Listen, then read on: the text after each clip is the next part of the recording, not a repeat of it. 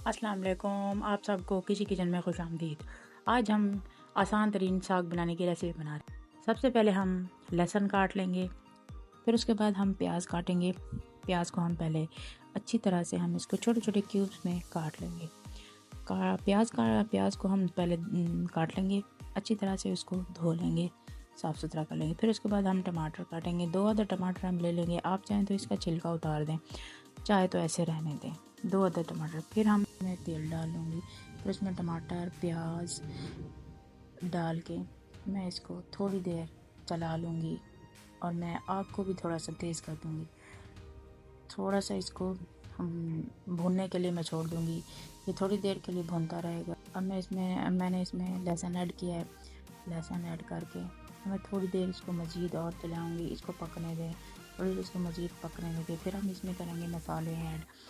इसमें मैं हरा मसाला, हरा धनिया, नमक, कुछ भी नहीं, सादे मसाले ऐड करने हैं, उसमें कुछ ज़्यादा ऐड करना नहीं है। हरा मसाला, नमक, धनिया हम इसमें ऐड कर देंगे।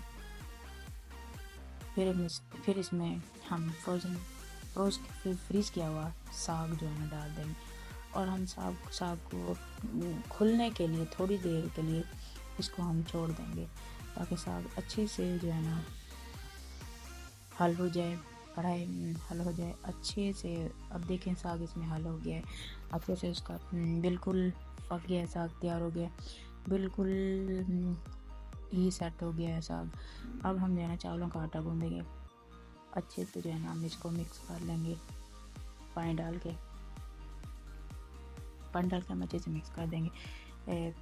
फिर हम इसमें इसको अच्छे से हम घुमाएंगे ताकि इसमें कोई भी जो है ना गुठली वगैरह आटे में ना रह जाए। अगर आटे में गुठली वगैरह रहेगी तो चावलों की रोटी सही नहीं बनती। फिर हम इसमें नमक ऐड करेंगे। नमक ऐड करने के बाद हस्बे ज़रूरत इसमें नमक ऐड करेंगे। फिर हम तवा गरम करके उसको तवे को अच्छी तरह से गरम करके हल्का सा उसको तेल लगा के उसके ऊपर हम चावल की रोटी डालेंगे। आप चाहें तो हाथ से डाल दें, आप चाहें तो चम्मच या कटोरी का इस्तेमाल कर सकते हैं। मैंने हाथ के साथ डाला है और फ्लेम आग को मैं तेज़ कर दूँगी। फिर मैंने इसके ऊपर हल्का सा घी डाला है ताकि चिपके ना, तवे के ऊपर रोटी चिपके ना। अब हम इसको आहिस्ता आहिस्ता से पलटेंगे। अब हमने चावलों की रोटी पलटा है, पलटने के बाद हम थोड़ी देर के लिए इसको सिकने देंगे ताकि ये दूसरी साइड भी अच्छी तरह से पक जाए। अब हम इसको देख के कि ये पक चुकी है, उतारने के लिए अब हम इसको उतार के डिश आउट कर लेंगे। ये देखें, ये बेहतरीन घर का सादा तरीन साग।